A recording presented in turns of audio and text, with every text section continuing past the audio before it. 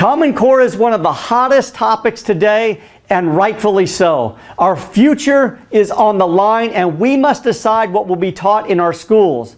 But there's an issue that is just as important that so few are willing to discuss, and it's this. What if Common Core produced the best academic results this country had ever seen? And what if those results put the United States back at the top of the educational rankings worldwide? Well, that would be great, but it's irrelevant. Talking about results produced through an unconstitutional program is like talking about food being consumed from a trash bin.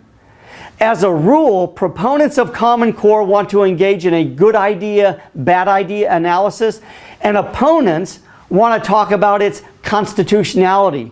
And it's the good idea, bad idea crowd that is largely responsible for the constitutional crisis in this country. Those that use the rule of law as their guidepost are trying to derail this stubborn, runaway train.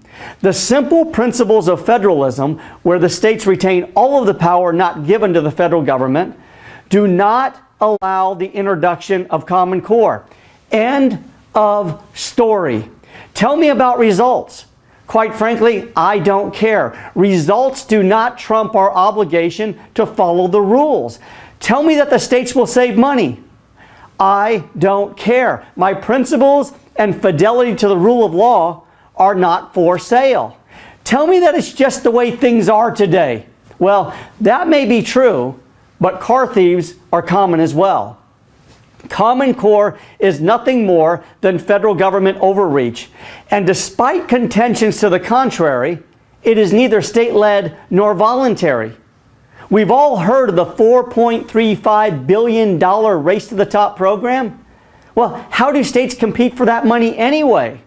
They simply have to do what the federal government tells them to do and sell away their sovereignty. Specifically, states have to adopt standards that are common to multiple states. And just which standard do you think meets that definition?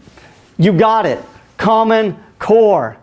The unconstitutional bureaucracy, that's also known as the U.S. Department of Education, earmarked $350 million for the development of tests to accompany the standards that would be adopted by the multiple states.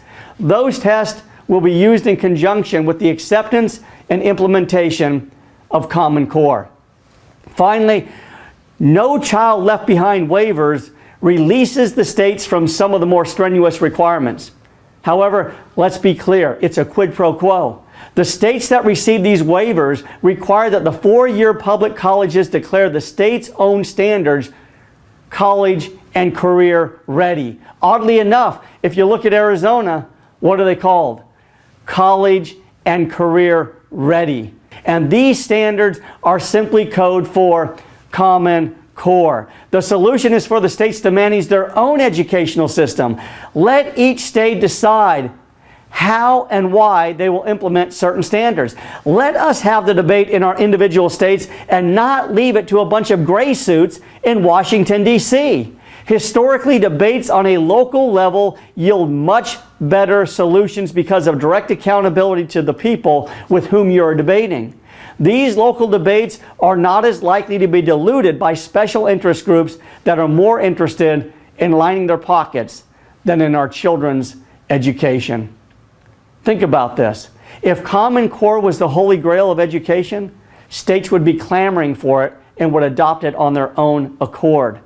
The reality is that those in state government are just fine with federal government making those decisions because money is their master. Sorry, but our children's education is not for sale. I'm Shane Krauser with Freedom Fires, and we'll see you next time where the right answer will derail the wrong idea.